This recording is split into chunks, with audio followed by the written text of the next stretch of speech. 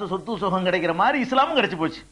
இதுக்காக நம்ம ஆராய்ச்சி பண்ணமா, உழைச்சமா, சிந்திச்சோமா? இல்ல. உழைக்காம கிடைச்சா எப்படி அதுக்கு மரியாதை தெரியும் நமக்கு? லாட்டரி சீட்ல 1 லட்சம் ரூபாய் விழுந்தா அவனுக்கு அந்த ரூபாயோட மதிப்பு தெரியுமா? 10,000 ரூபாய் உழைச்சு சம்பாதிக்கிறவன் அதை மதிச்சு பேணுவான். 1 கோடி ரூபாய் லாட்டரியில் அடைஞ்சவன் 1 மாசத்துல விட்டுட்டு பழைய தொழிலுக்கு போயிடுவான்.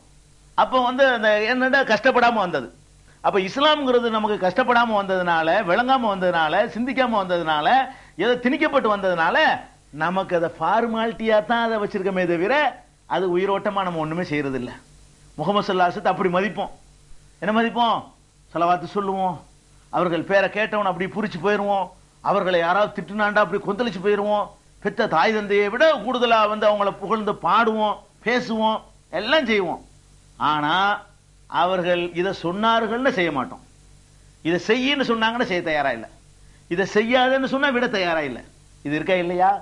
கல்யாண பள்ளிவாசல் உட்கார்ந்துட்டு அன்னைக்காகும் என் சுண்ணத்திங்கிறோம். திருமணம் என்னுடைய சுண்ணத்துன்னு சொல்லிக்கிட்டே அங்க அம்புட்டு ரசூலுல்லாஹ்க்கு மாத்தமா செய்வோம். வரதட்சணை வாங்குவோம், ஆடம்பரம் பண்ணுவோம், கூத்து கும்பாலம் போடுவோம், என்னென்னலாம் தடை செய்யப்பட்ட அம்புட்டையும் செஞ்சுக்கிட்டு ரசூலுல்லாஹ்வை மதிப்போம். ஏன்? அஸ்திவாரம் இல்லாம மேல உட்கார்ந்துட்டு இருக்குங்க. எதனால இதெல்லாம் ஏற்படுது? ஆழமா பதியல, அஸ்திவாரம் இல்ல, சும்மா ஃபார்மாலிட்டியா உட்கார்ந்துட்டு இருக்கு. விளங்கினோம்னா அஸ்திவாரம் பலமா போயிடும். பலமான அந்த நம்பிக்கை ஊடுருவி ஊடுருவி ஊடுருவி இதயத்தின் அடித்தளத்துல பதிஞ்சிருச்சுன்னு வைங்க, புடுங்க இயலாது, அசைக்க இயலாது, அட்ட இயலாது. நம்ம இது எப்படி இருக்கு? மேல மண் தரையில கட்டப்பட்ட வீடாக இருக்கிறது, மேலதிக்க வச்சிருக்கிறோம், அஸ்திவாரமா தோண்டல, ஒரு காத்து பரட்டி விட்டு போயிடுது. பாக்குறமா இல்லையா? இன்னைக்கு பாக்குறீங்களா இல்லையா? நம்முடைய ஈமான பறிக்கிறதுக்கு பெரிய பெரிய விஷயமா அணுகுண்டையா போடணும்? ஒண்ணு வேண்டியது இல்ல. ஒரு தலைவலி நம்ம ஈமான உடனே போய்க்கிறோம். தலைவலிக்குன்னு வைங்களேன், 2 நாள் தலைவலி, மாத்திரை போட்டு போகல, உடனே என்ன பண்ணுவோம்? எந்த வழியில எனக்கு போனாலும் பரவாயில்ல, 1000 பேர்கிட்ட போவோம், மந்திரவாதிட்ட போவோம், அங்க போவோம், இங்க போவோம், இறந்தவர்கிட்ட போவோம், உசுரோட எல்லாத்தையும் தயாரா இருக்கணும். எனக்கு அது ஈமான் போனா பரவாயில்ல. நம்புறமா இல்லையா? ஒரு தலைவலி நம்மளை பெருட்டி விட்டுருத. ஒரு வறுமை, ஒருவேளை சாப்பாடு இல்ல, மாறிடுறமா இல்லையா? ஒருவேளை சாப்பாடு நம்முடைய நாணயத்தை நேர்மையும் கூட மாத்திருது. ஒரு வேளைக்கு சாப்பாடு கிடைக்கல, 2 வேளை சாப்பிடல, சாப்பிடம் செய்வோமா? மோசடி செய்வோமா? வாங்கின கடனை ஏமாத்திடுவோமா? அவன் சுத்த நம்ம தின்றுவோமா? எதுக்கு? இந்த ஒருவேளை சோறு கிடைக்கல, ஒருவேளை சாப்பாடு இல்லைன்ற உடனே நம்ம அப்படி மாறிக்கிறோம்.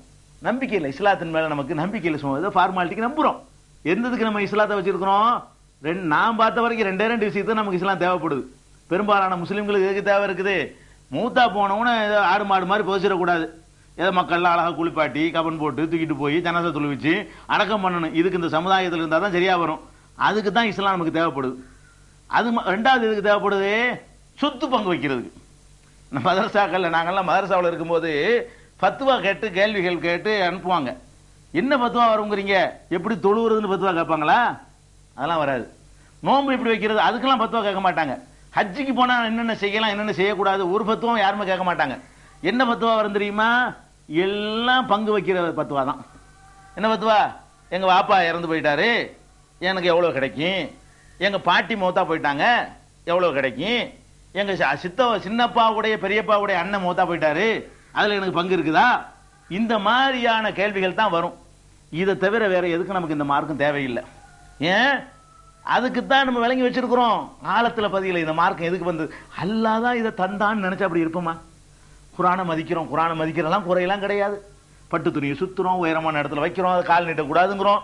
இதான் நமக்கு சொல்லி தந்தாங்க, அதுல கரெக்டா இருக்கிறோம். இது அல்லாஹ்ட்ட வந்த ஆர்டர், கட்டளைகள், அல்லாஹ்வுடைய சட்டத்திட்டங்கள், அல்லாஹ் நம்மோட பேசக்கூடிய பேச்சுக்கள் அப்படின்னு நம்புனா அதுல உள்ள ஒவ்வொன்றையும் கடைபிடிக்கணும்லங்க. கடைபிடிக்கிறோமா? அல்லாஹ்வுடைய தூதருடைய ஒவ்வொரு கட்டளையும் கடைபிடிக்கிறோமா? இன் குன்தும் துஹிப்பூன அல்லாஹ் ஃபத்தபியூனிங்கறானே, அல்லாஹ்வை நீங்கள் விரும்புறதா இருந்தா என்னை பின்பற்றுங்கள்னு சொல்றானே. அப்ப அல்லாஹ் விரும்புனா அவங்களை பின்பற்றணும்லங்க. லக்கத் கான லக்கும் ஃபீ ரசூலில்லாஹி உஸ்வத்துன் ஹஸனாங்கறானே, அல்லாஹ்வுடைய தூதரிடத்துல உங்களுக்கு அழகான முன்மாதிரி இருக்குங்கறானே. முன்மாதிரி நம்ம எடுத்துருக்கோமா? கிடையாது. முன்மாதிரி யாரோ புகழ்ந்து பாராட்டுவோம். எந்த அளவுக்கு இன்னைக்கு நம்ம இருக்கிறோம்னு கேட்டா, முகமது ஸல்லல்லாஹு அலைஹி வஸல்லத்துக்கு பிறந்த நாள் கொண்டாடும் போது கூட தண்ணி அடிச்சுக்கிட்டு இந்த படம் வேணுமா அந்த படம் வேணுமான்னு கேட்கிற அளவுக்கு ரசூலுல்லாஹ் மதிக்கிறோம். முகமது ஸல்லல்லாஹு அலைஹி வஸல்லம் பிறந்த நாள்ங்கிற பேர்ல ஊர்வலம் போகும்போது கூட 5 வேளை தொழுகையும் விட்டுட்டு ஊர்வலம் போயிட்டு இருக்கிறோம். நடக்குதா இல்லையா நாட்டுல? அப்ப எதுக்கு இதை சொல்ல வர்றேன்னு கேட்டா, நம்ம இடத்துல அஸ்திவாரம் சரியில்லை. இது அல்லாஹ் இருக்கிறாங்கிறது நீங்க நம்பணும். எப்படி நம்பணும்? அசைக்க முடியாத 1 1 2 எப்படி நம்புறீங்க அப்படி நம்பணும். 1 1 2ல உங்களுக்கு ஏதாவது சந்தேகம் வருமா? ஒரு வாத்தியார் வந்து இல்ல 1 1 3 தாங்கிறாரு, பெரிய அறிஞர், உலகத்திலே பெரிய அறிஞர் வந்து சொன்னால் மாறு இயலாது. 1 1 3ங்கிறாரு. அவனுக்கு லூசு பிடிச்சிருப்பீங்களே தவிர 1 1 2 உங்களுக்கு மாத்த இயலாது. 1 1 2ங்கிறதுல நீங்க எவ்வளவுக்கு உறுதியா இருக்கிறீங்களோ அதை விட உறுதியா அல்லாஹ் இருக்கிறாங்கிறதுல இருக்கணுமா இல்லையா? அல்லாஹ் இருக்கிறான், ஒருத்தன் தான் இருக்கிறான். இது அல்லாஹ்வுடைய வேதம் தான், அதுல அந்த அளவுக்கு உறுதியா இருக்கணும். இவர் அல்லாஹ்வுடைய தூதர் தான், அதுல உறுதியா இருக்கணும். எப்படி இருக்கணும்? ஒன்றும் ஒன்றும் 2 என்பதை நம்புகிறது அளவுக்கு நீங்கள் உறுதியாக இருக்க வேண்டும். அப்படி உறுதியாக வைக்கிற நம்பிக்கை நம்மள்ட்ட இருக்குமையானால் இந்த உலகத்துல உள்ள எந்த கஷ்டமும் எந்த துன்பமும் எந்த பிரச்சனைகளும் நம்முடைய அடிப்படையை தகர்க்கவே செய்யாது, நம்முடைய ஈமானை பாதிக்கவே செய்யாது, நம்முடைய உறுதியை குலைக்கவே செய்யாது. அப்படி ஸ்டெடியா நிற்போம். உலகமே ஆச்சரியப்படுற அளவுக்கு இப்படியும் மனிதர்கள் இருக்க முடியுமான்னு நினைக்கிற அளவுக்கு என்ன செய்வோம்? நம்ம உறுதியாக நிற்போம். அந்த மாதிரியான உறுதி வர வேண்டுமானால் அல்லாஹ் சொல்றபடி விளங்கி பின்பற்றுங்கள், சிந்தித்து பின்பற்றுங்கள். அல்லாஹ் ஒருத்தன் இருக்கிறான் என்பதை ஆராய்ச்சி செய்து பின்பற்றுங்கள். எப்படி ஆராய்ச்சி செய்வது? திருக்குர்ஆன் நெடுகிலும் நபிகள் நாயகம் ஸல்லல்லாஹு அலைஹி வஸல்லமுடைய போதனைகள் நெடுகிலும் இதற்கு ஏராளமான முன் அறிவிப்புகளை விட்டு சென்றிருக்கிறார்கள். ஒவ்வொன்றையும் பார்க்கிறோம், சொன்னது சொன்னபடி நிறைவேற காட்சிகளை பார்க்கிறோம். இந்த காட்சிகளை பார்த்து கண்டிப்பா இது மனித வார்த்தை இல்லை, இவர் சராசரி மனிதர் இல்லை, இது மனிதனால் உண்டாக்கப்பட்ட மார்க்கம் இல்லைங்கிறத சந்தேகத்துக்கு இடமில்லாம அறிந்து கொள்ளலாம். அத்தகைய முன் அறிவிப்புகளை இன்ஷா அல்லாஹ் நாளை பார்ப்போம். அஸ்ஸலாமு அலைக்கும். சென்னை ராஜ்மஹால் இஸ்லாம் ஒரு இந்திய மார்க்கம் மற்றும் பி ஜைனுல் ஆபிதீன் உலவி அவர்கள் உரையாற்றிய நூற்றுக்கணக்கான வீடியோ, சிடி மற்றும் ஆடியோக்கள், அவருடைய நூற்றுக்கணக்கான புத்தகங்கள் கிடைக்கும் இடம் மீடியா வேர்ல்ட் 81 அங்கப்படாது. வரஹ்மத்துல்லாஹி வபரகாத்துஹு.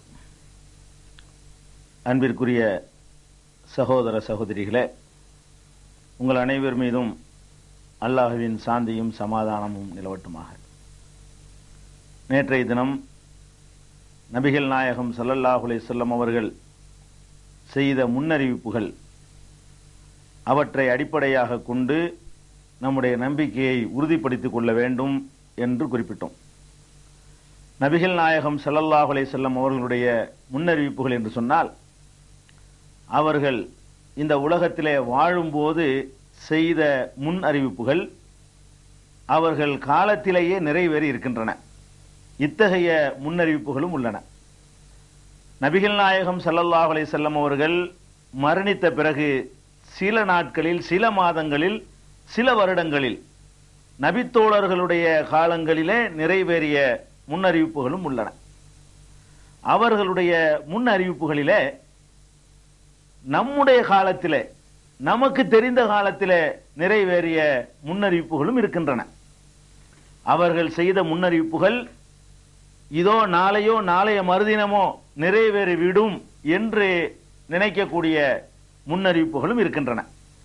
இப்படி எல்லா விதமான முன்னறிவிப்புகளையும் தான் இந்த ரமலான் தொடர் நிகழ்ச்சியிலே நாம் அறிந்து கொள்ளவிருக்கிறோம்.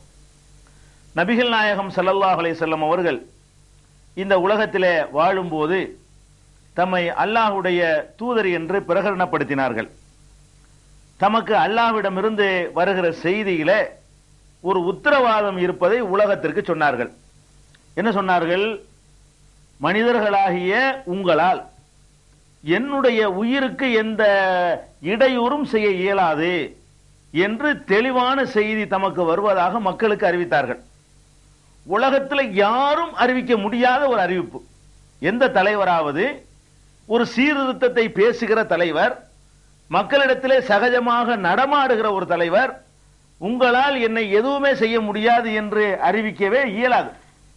நபிகள் நாயகம் ஸல்லல்லாஹு அலைஹி வஸல்லம் அவர்களுக்கு அல்லாஹ் என்ன சொல்கிறான் என்றால், திருக்குர்ஆனிலே 5வது அத்தியாயம் 67வது வசனத்திலே அல்லாஹ் சொல்கிறான், யா அய்யுஹர் ரசூல், தூதரே, பல்லிக் மா உன்சில இலைக்க மிர் ரப்பிக்க, உமது இறைவன் புறத்திலிருந்து உமக்கு அருளப்பட்டதை மக்களுக்கு எடுத்துச் சொல்வீராக. வ இல்லம் தஃஅல் ஃபமா பல்லகத ரிசாலத்தஹு, நீர் இதை செய்யவில்லை என்று சொன்னால் அவனுடைய தூது செய்தியை எடுத்துச் சொன்னவராக ஆக மாட்டீர். வல்லாஹு யஅஸிமுக மினன் நாஸ், மனிதர்களிடமிருந்து உம்மை அல்லாஹ் காப்பான். இது குர்ஆனில் தமக்கு வருகிற இறை செய்தி என்று நபிகள் நாயகம் ஸல்லல்லாஹு அலைஹி வஸல்லம் அவர்கள் சொன்னார்கள். இப்படி சொல்லக்கூடிய காலத்தில் எப்படிப்பட்ட நிலை இருந்தது தெரியுமா? அவர்களை கொல்வதற்கு தயாரானவர்கள் இருந்தார்கள். அவர்களுடைய பிரச்சாரத்தை பிடிக்காதவர்கள் உலகம் முழுவதும் இருந்தார்கள். எப்படியாவது இந்த முகமதை ஒழித்தால் தான் நமக்கு